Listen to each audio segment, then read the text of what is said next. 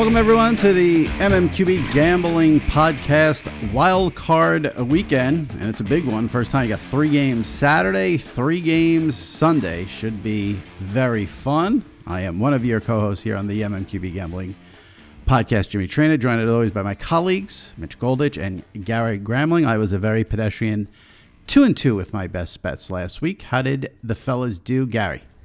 It was good. It was a good weekend for the team here. I think we were 10-4 total. I was 5-1. My one mistake, because let's really focus in on the negative. My one mistake was trusting that Tua could possibly move the ball and score points against the Bills' backups, and that was not the case. So not even close on the Dolphins, but everything else came in. Mitch, how'd you do? I was 3-1, and I needed it. I had a couple of tough weeks in a row there. My strategy last week was just bet on the good teams to win, and it worked out with the Packers and the Saints.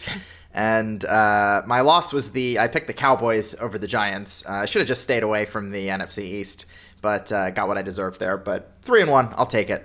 Impressive. 5-1 and 3-1 for Gary and Mitch. Hopefully we can get you some playoff wins here. Like I said, 3 games each day, so we got 6 total to go through, and then we'll do some Super Bowl futures for you there. We got the odds for who can win the Super Bowl, and there's a couple there I think are interesting. But let's get to the games first. We'll go in order here. Saturday to Sunday, 1 p.m. Eastern, 4:40, and then I think it's 8:20 or 8:25. Kicks off Saturday, first game, the red hot Buffalo Bills and Josh Allen at home. Fans in the stands, 6,000, 7,000 against the Colts. Total here is 51, and the Bills are 6.5-point favorites. Gary. Yeah, look. You can't pick against the Bills right now. Josh Allen's too hot. It's they're probably, even if this is a relatively close game, it's the kind of thing where they can pull away and end up winning by double digits, even if the Colts hang around. I will say this: I'm not going to bet it. I'm going to back away from it. I do like the under in this one. I think the Colts are built for January football. They have a run game. They have a young running back with fresh legs right now because they didn't use him a whole lot in the first half of the season. And you have a defense. So, they could hang around, and we'll talk about the Colts. Well, I'll talk about the Colts a little bit in the futures bets. But I don't think they're winning this game. I'm not going to bet them. I think it maybe is a case where they hang around, and you can't pick against the Bills right now. Yeah, 100% right. I mean, their mojo and them having their first home playoff game in forever, not literally forever. I think anyone who's actually listening to this podcast understands it's been about 25 years or whatever. And yeah, I mean, they're winning comfortably. They've been getting up early on teams and coasting. I mean, you got to have some concerns about their wide receivers being healthy. Stephon Diggs sounds like he wants to play. Beasley also uncertain, I think also questionable. We're taping this on Thursday evening. But also John Brown being back is helpful if they do have an absence there. I think he's an underrated player, and he was huge for them last year when they were a good team, even not having Stephon Diggs. I think the Colts also have some concerns on their part with regard to injuries. DeForest Buckner, he hasn't practiced the last few days, so we don't know if he's going to be in there. Yeah, it's funny. I think Indy's a good team. They're just running into a buzzsaw here. They're the 7 seed, and it was kind of a wild year where, the 11 wins get to the 7 seed and needing help in week 17 just to get in. But still, I think they're a good team, and the Bills are a great team, and there's just a different class in the AFC where really, I mean, it's the Chiefs and the Bills are at the top, and then a lot of people want to make an argument for the Ravens, and the Steelers have been kind of on a downturn. Now I'm just listing all the teams in the AFC, I guess, for some reason. But all that to just say that I think the Bills are a better team, and I just think this is going to be such a huge the playoff atmosphere. I mean, they're going to be fired up. Everyone's fired up in the playoffs, so you hate to this time of year try and diagnose like, well, this team wants it more than that team, because obviously they both want it. But I just think, looking back at how the Bills season ended last year, where they had a lead early in the game into halftime against the Texans, and they really just melted down. And some of that was the decision-making from Josh Allen, who is just miles ahead of where he was this time last year. The whole thing with the fans in the stands and everything that's been building to this, like, it just feels like you've got to pick the Bills. I'm with you, Gary. It might, the Colts could keep it close, We'll see. And I don't think I'm going to best bet this one, but has an obvious lean to me that I like Bills 6.5. I love the Bills. You're laying less than a touchdown, which is great. I'm a big believer in most sports, but I think it's more true in the NFL than any other. It's all about the playoffs for me. You got to peak at the right time. The teams that you think are going to go through the playoffs in week 8 are not what they end up being. The Bills are peaking at the right time. The Colts here have not played well, had that complete choke job collapse against the Steelers, struggled to beat the Bengals.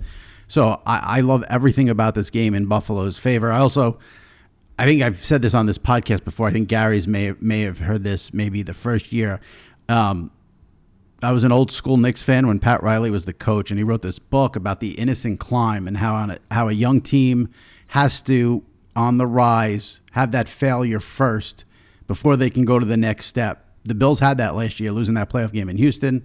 I think now they get that playoff win. Then it becomes, can they cover? It's less than a touchdown with a quarterback who's playing as well as anyone right now. So I love the Bills in the first game of wildcard weekend. Next game, I don't love the game at all. Maybe it's because these are two weird teams and we've seen them play already twice. Seahawks -3 against the Rams. Total here is 42, Mitch. Yeah, I'm going to say something that might surprise some people who've listened to this podcast or read stuff I've written the last few years.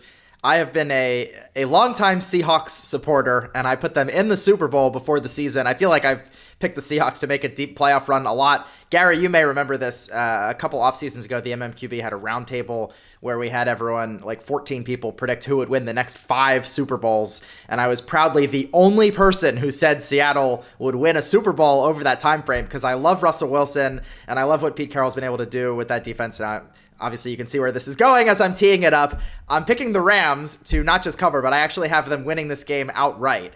I just think I worry about the matchup for Seattle and, the Rams. So looking at the numbers, the Rams are 5-3 against the Seahawks since Sean McVay arrived in 2017. I know 5-3 doesn't sound like a giant advantage. It had actually been 5 of the last 6 meetings were wins until Seattle just won that game in week 16.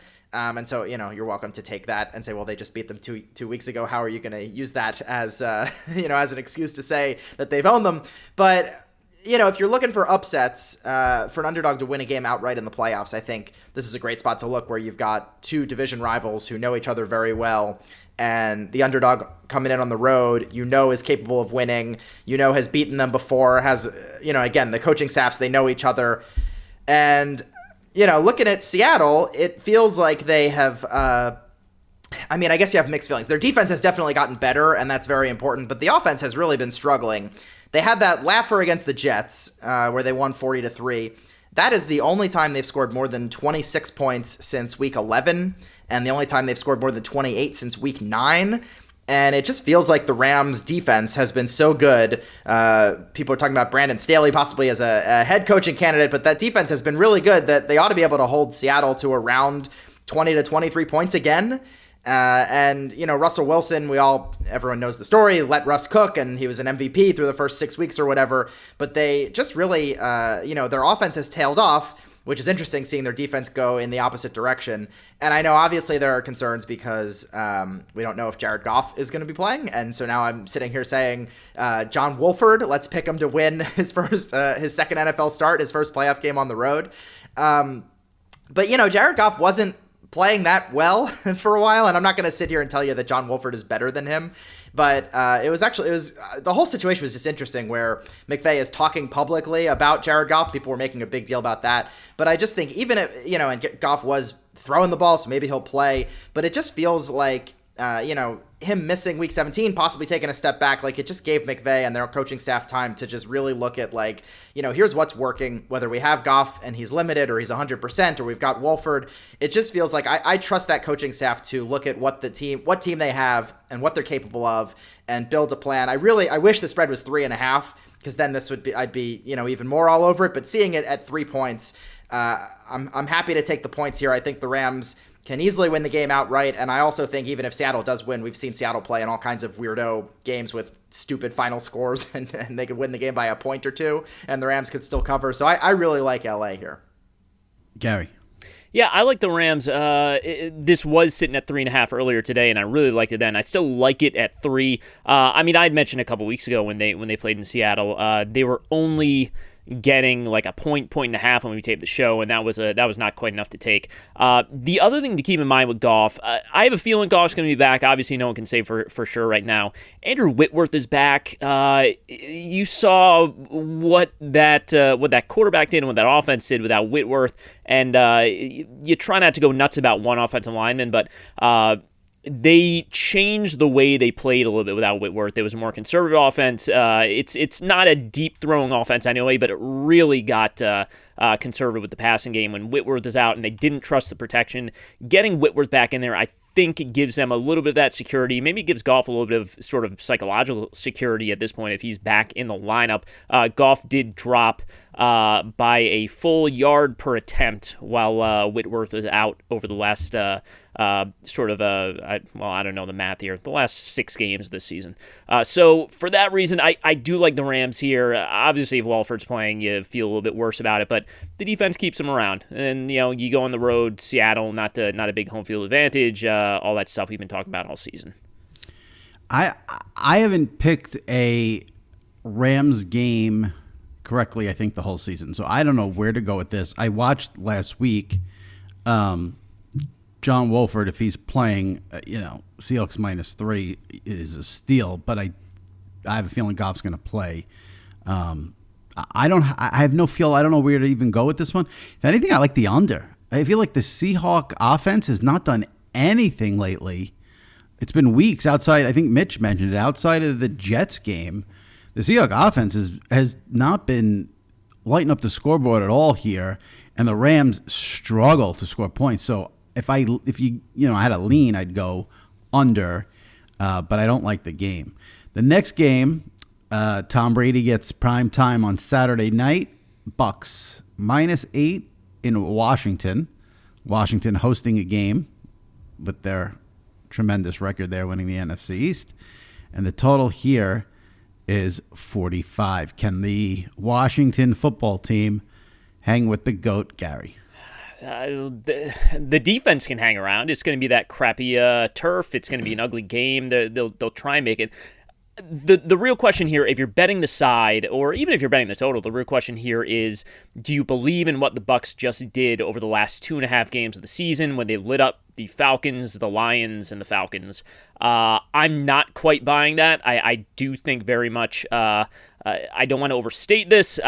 Tom Brady does not fold when you get heavy pressure on him consistently, but he's a different quarterback when you get heavy pressure on him consistently. I think Washington is capable of doing that. So right there, I think you downgrade the Bucs offense, your expectations for them.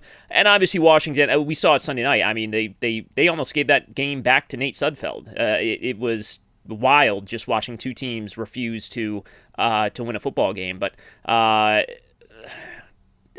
this thing's going to be like, what, 17-6? Something like that? I love the under here. I love under 45.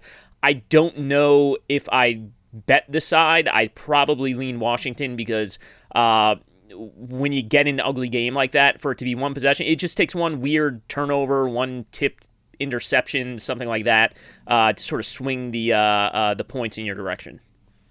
Mitch. Yeah, I like the Bucs here. I'm a little scared off. I mean, it is 9 points. Earlier in the day, it was 8 points, and then it just moved up to 9. But I'm still doing it. Washington, they can't score. I've watched, their last 2 games. They're just playing so bad on offense, and now like Ron Rivera is talking about possibly rotating between Alex Smith and Taylor Heineke within the same game, and when has that worked? I mean, it would be one thing if they just said Alex Smith isn't healthy, we're going to have Heineke play, we're going to give him all the first team reps this whole week in practice and game plan around him, but to go, to have them like subbing in for each other, like, we've seen teams do that with like Lamar Jackson as a rookie, or like, Colin Kaepernick relieving Alex Smith, or like Michael Vick on the Eagles. But the idea of like, well, don't worry, we've got the Taylor Heineke package coming in for a couple of series this game is just not exciting to me. And I do think Alex Smith, whether it's his injury. I mean, I think the injury is a big part of it. Some of his struggles lately, I just think they're in trouble. And yeah, I mean, to score enough points to win this game, they're going to need either a defensive touchdown or, a turnover where they get the ball at the 10 or 15 yard line and punch it right in. It's a concern. I mean, you've got Chase Young trash talking Tom Brady, which, good luck, have fun with that. But it's fun to see. I like seeing that kind of stuff from the players. But Brady, he is going to be worse with pressure on him, but I also do trust him to understand, we're playing against a team with a good pass rush. Let me get rid of the ball quickly. And I think he's smart enough. He's been in so many big games. He obviously, he knows what he's doing. And, I have to say, so Mike Evans, it's a concern if he's out, but I will say I've been a little cautious to give them credit for the Antonio Brown move, which, people talked about when he joined, whatever. But I will say Antonio Brown has looked a lot better the last few weeks.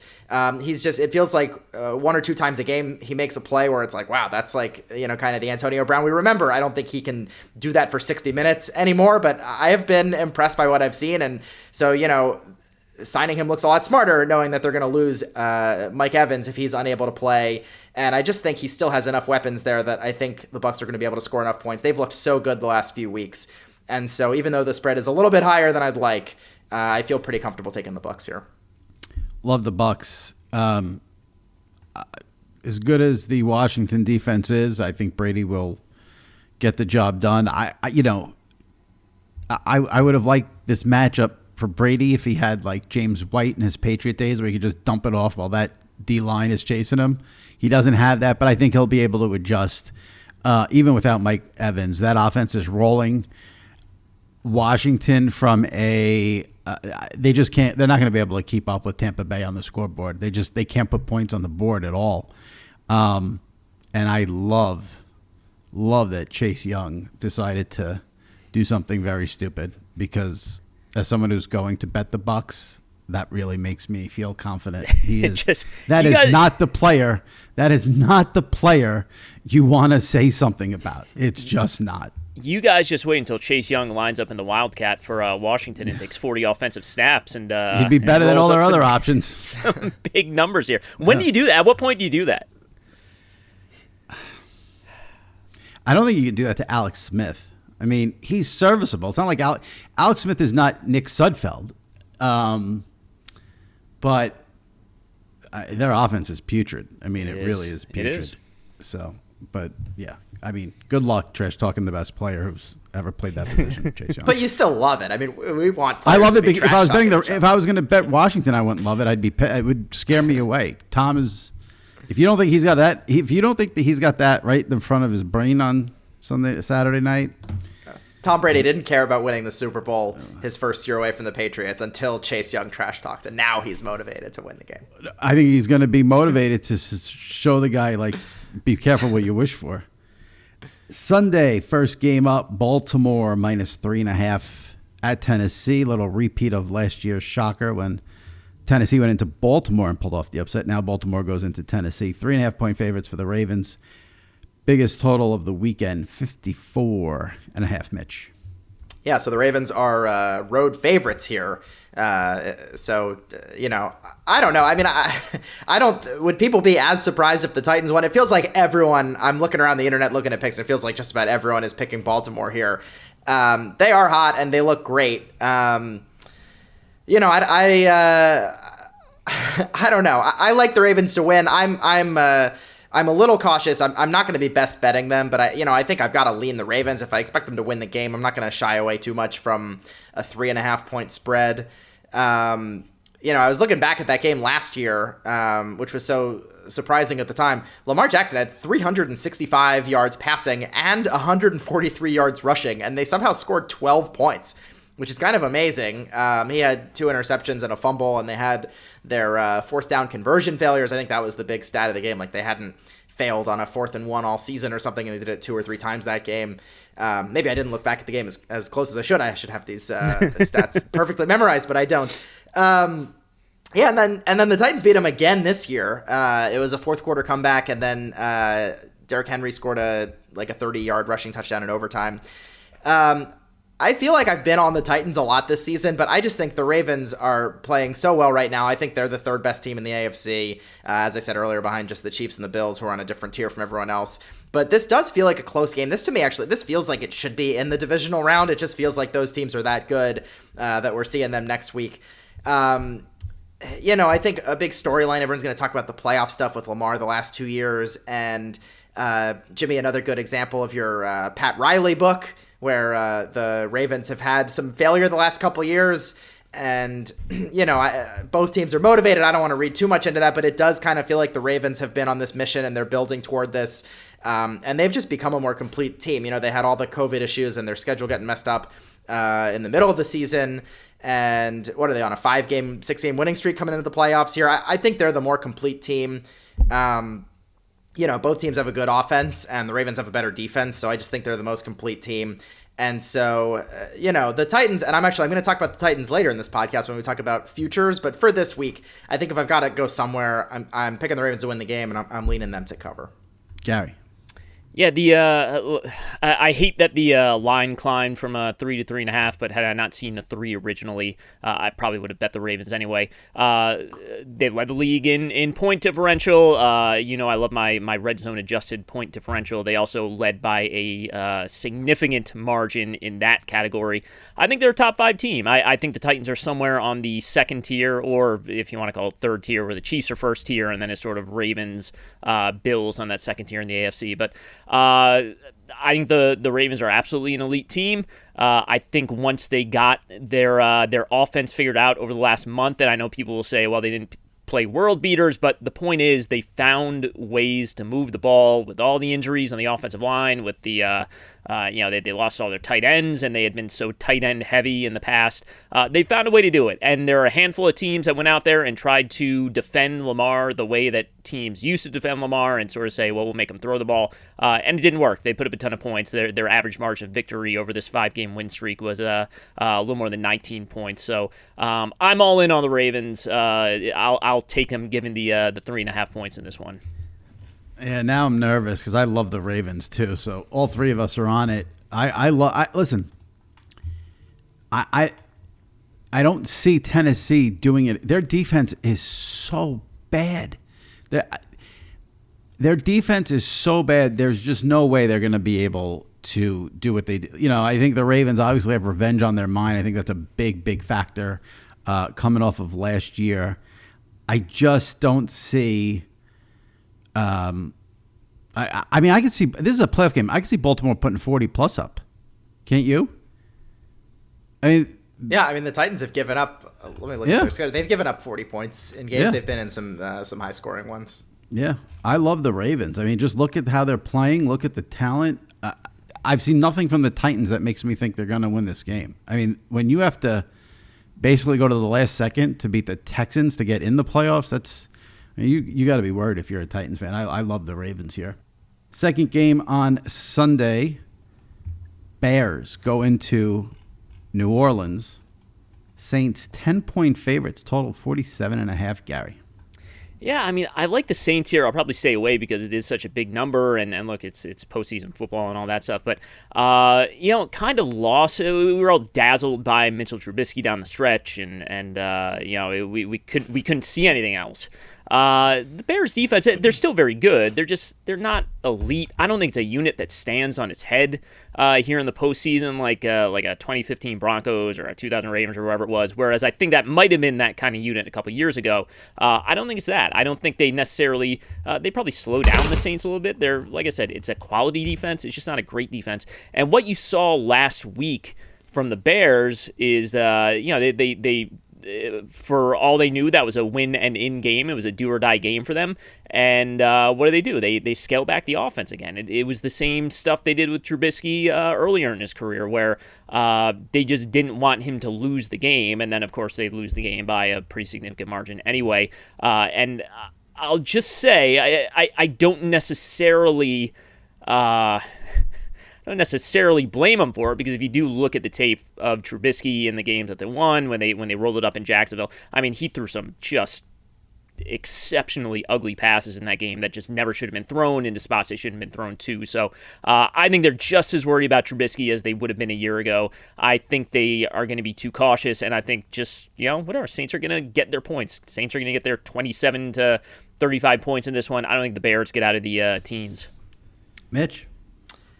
I think 10 points feels just too high. And it's funny because I know that I just told you I like the Bucs at -9. I'm like twisting myself in knots here. My initial reaction was I talked myself into Bears +10 and Bucs -8. And then that game went to 9 and I was like, well, 9's fine. I already talked myself into it. And now I'm like, 10 in this other game is a little bit too much. I don't know. It feels like if this was week 16 and I saw that the Saints were favored by double digits against the Bears, against a pretty average, mediocre Bears team, the definition of that, what, an 8-8, I probably wouldn't blink twice. But seeing this in a playoff game, it just feels like 10 is a lot. And I think it might be a little bit of an overreaction to what we saw from the Bears last week. I'm not going to defend that game, getting crushed by the Packers in a game that, Gary, like you said, they thought they needed to win to get in. But, they were more impressive in the month before that. And the Saints, again, they have issues with their running backs where it sounds like Alvin Kamara will play, but he won't have practiced at all because of his time on the COVID list and when he is allowed back. I know Latavius Murray and their other running backs are activated in time to practice, but it's possible that they're going to be careful with those guys. And especially, if they're up like 13, 14 points, you wonder if they're going to, not like Pull guys aren't going to do that in a playoff game, but I don't know. It could be a rotation. We could still see some Ty Montgomery and a lot of Taysom Hill and whatever. And I know that they can still win that way, and the Saints are complete on both sides of the ball. But I just think, given some of those issues, I don't think it's impossible that we could see a close game here. I don't know. Part of me it feels like there's all this momentum on, the Bears are saving Matt Nagy's job. And I just think take the points. Part of it, it's possible I'm just a sucker and get sucked in every year this time to like wanting all the playoff games to be fun and exciting. And I think I've done this in years past where I've liked big underdogs to cover because in my head it's like going to be this great weekend of playoff games, when in reality, like, this feels like the game that should be the crappy Saturday afternoon time slot game in a lot of years. But I guess they just decided that Drew Brees will get better TV ratings than Bills Colts, even though it feels disrespectful to the Bills that they put them in the early game. But now I'm on my soapbox again. All this to say, I've been on the fence about whether or not it's going to be a best bet for me, but I do think I like the Bears with the points. Chicago, number 3 TV market in the country. That's why they get the 440 game there on Sunday. And I echo what the both of you said. I just think 10 is too high. Mitch said it, but 10 for a playoff game is high. I'm already on favorites already this week. I don't want to pick another one here. Back door will be open, I'm sure, here with 10. So I don't think the Bears are winning this game at all. And I would never put my money on Trubisky, so I got to stay away from it. I'm nervous about a cover here with New Orleans. So it's a stay away game for me. I don't even really have a lean when you throw in the spread. Jimmy, it's funny. I'm actually with you a little bit on the calculus where, because I like the Bills -6.5 and the Bucs -9, part of me is like, I can't have all of these favorites. They're not all going to win by double digits. Right. This is the one that is like, I think is close. There's going to be one or two upsets here. There's going to be one or two underdogs who win outright. You got to, if you're on the favorites, you got to navigate it where you don't get caught there. And speaking of underdogs, terrible situation here with Cleveland. They finally break the drought. They get in the playoffs, and they got all these crazy issues with COVID. They go into Pittsburgh, Steelers -6. The total here is 47.5 here on Sunday night. Mitch. Yeah, this is just a total stay away from me. I feel awful, like you said, that this is a playoff game, but we've been doing this all season, and we've seen all kinds of games involving teams where there's uncertainty. They haven't had practice all week. Here, the coach isn't going to be there, and seeing names of guys like Joel Bitonio and Denzel Ward, facilities closed and everything, and it's just like, I feel bad. Like the whole season comes down to this game, but it's like, I don't know how you can pick this team. They still have talented players. Could they pull this miracle with the guys that they have after not practicing? sure they could, but everything says you'd expect the Steelers to beat up on them with given the week that they've had. We've been staying away from games like this all year, it feels like, and I don't want to force myself to take a side just because it's the playoffs and think that I have to, pick every game or best bet or whatever. It's, I think the Steelers are going to win given everything going on, and I'm just staying away from the spread. Gary. Yeah, I'd lean Steelers in this one. Again, a lot of volatility here. I think losing Stefanski is a big deal. I think that's sort of out there, though. I feel like that's built into the line to an extent. I mean, he was on fire as a play caller. What we saw when the Browns went into Pittsburgh earlier this year, when it was not the Mason Rudolph era with the Steelers, is it's just a bad matchup for this team. Baker does not have good numbers when pressured. The Steelers obviously create a ton of pressure. The real question is, are we going to see the Steelers dink and dunk, or are we finally going to see them just say, all right, well, Ben's got to get hit at some point. There's nothing to save him for. I mean, we're saving him for 2021. So I think they do finally go out there and open things up enough if they have to, but I don't know if they'll really have to. So I'll probably not best bet this one, but I do have a pretty heavy Steelers lean here. So hard to analyze it with the COVID situation. I lean Cleveland, which sounds crazy because, like Gary said, they're not going to have their head coach who's been on a roll. But here's what I think. I am not going to let one half of football against the Colts 2 weeks ago make me believe in the Steelers after they played so poorly for like 6 weeks, lost to the Bengals, the game in Dallas. They did not play well. I mean, embarrassed in Buffalo. They did not play well at all for about 2 months outside of one half of football against the Colts. So it's hard for me now to go Pittsburgh -6 on this. And they've had defensive injuries all year. They've played well, but TJ Watt you don't know if he's 100%, even though, I mean, TJ Watt at 50% is kind of an animal, but I think the Browns can keep it close here. Do I expect them to win?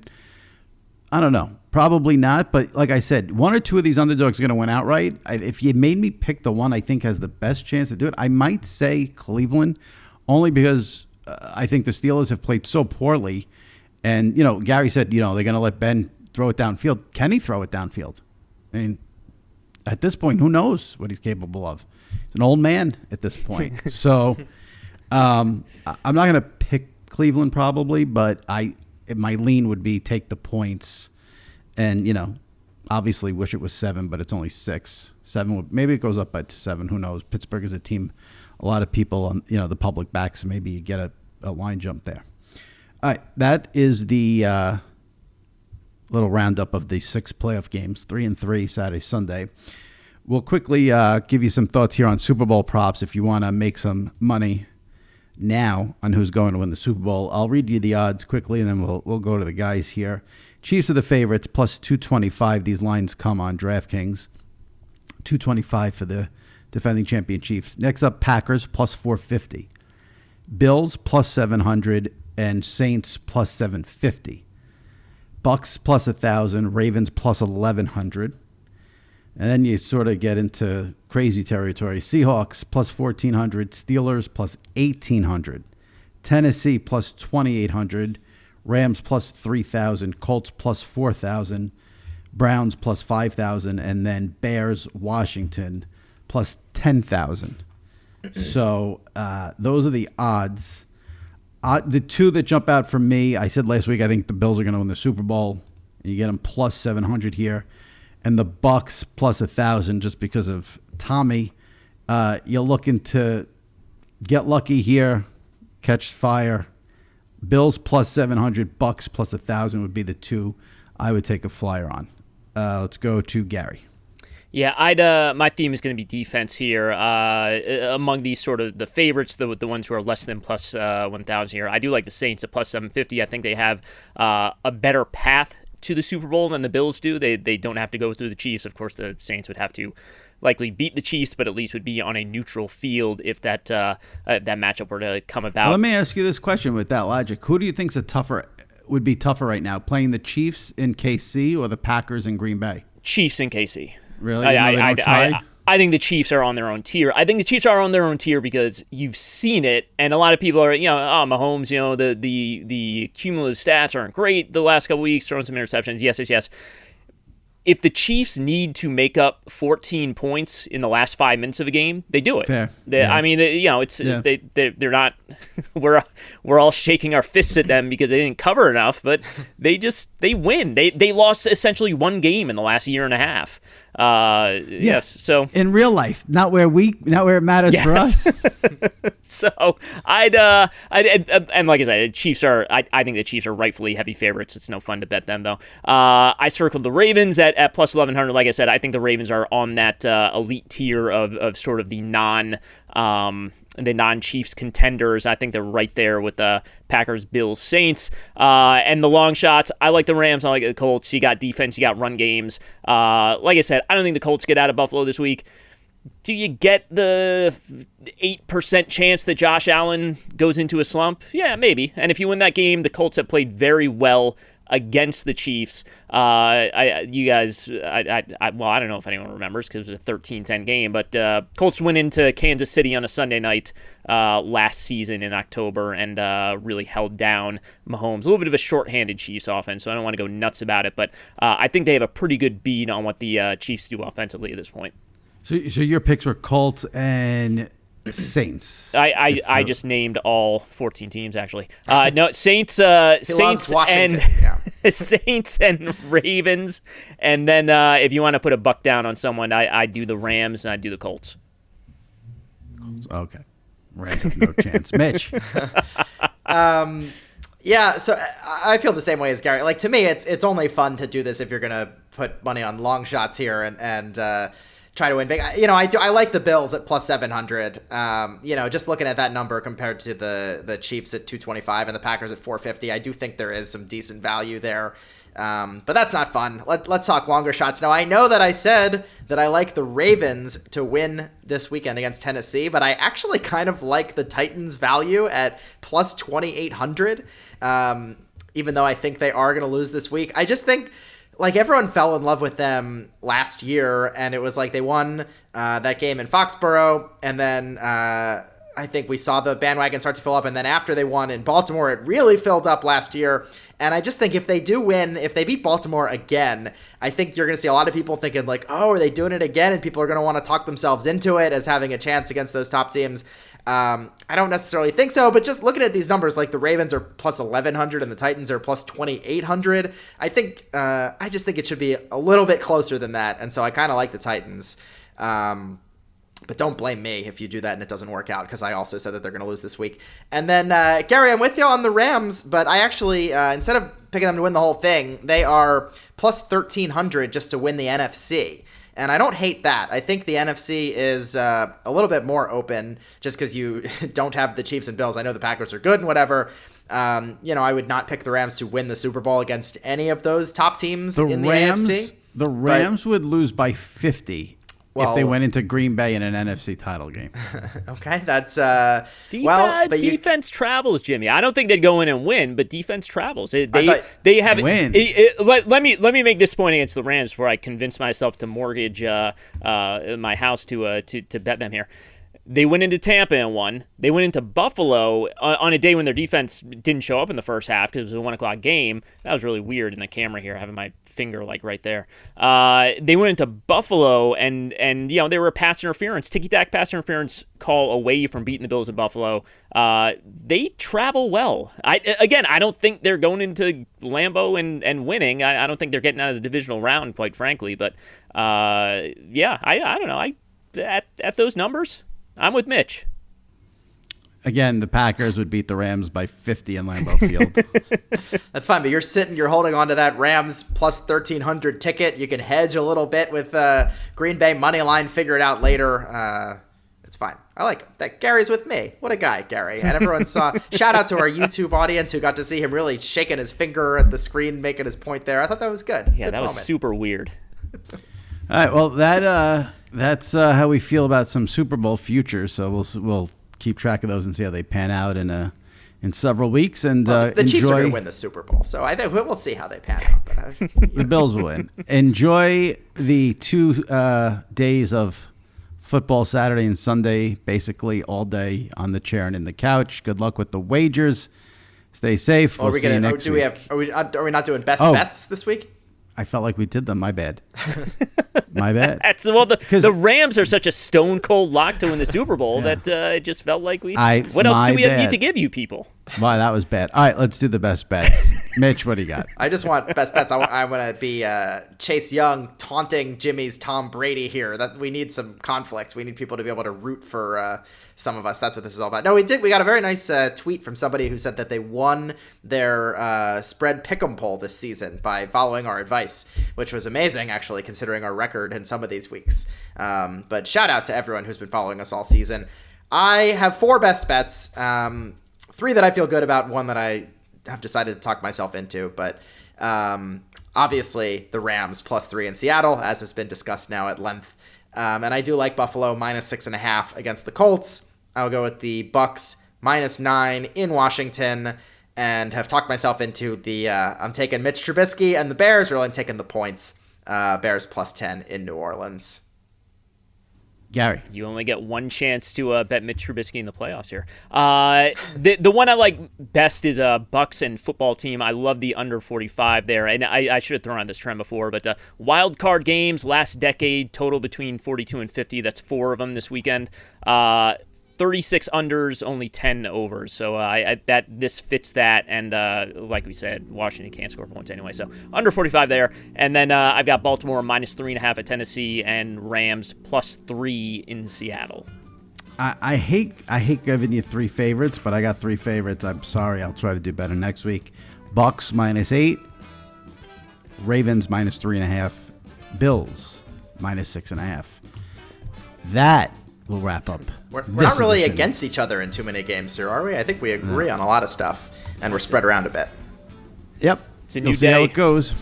So that'll wrap it up for us here on the MMQB Gambling Podcast. Enjoy the game Saturday and Sunday, and good luck with the wagers. We'll see you next week right here.